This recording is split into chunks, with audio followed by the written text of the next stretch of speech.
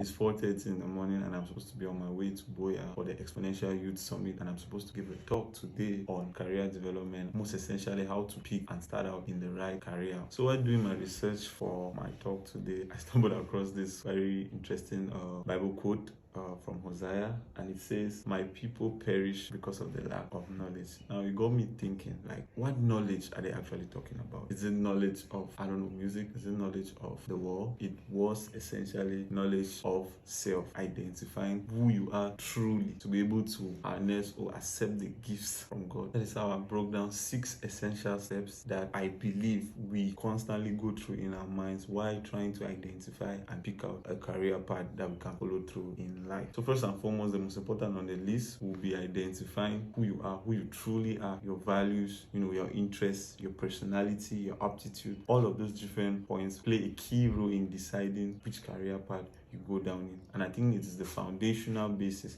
For instance, one of the most fascinating points here that I found so interesting was you're picking out a personality trait, like identifying your personality trait. There are certain job roles or certain careers that if you're introverted, for instance, you won't excel in. Second on the list will definitely be career research. That involves or entails identifying different roles in the particular career that you've picked, salary, benefits, and work-life balance and everything that you try to weigh it out. And how can you know that that is what is important in that particular industry? That leads us to the third point, which entails career exploitation and experimentation. So you have to find ways to experience each career in person. For instance, you could carry that out, or you could go about that by doing, informational interviews with people already in the industry. You do job shadowing, you do internships, you find like a mentor who is ahead of you in that industry. You try to ask questions, you try to, understand what goes on in their day-to-day life, and just try to put yourself in their shoes to see if it is a good fit for you. So that's the third step. And then the fourth, you have to actually sit down to make a decision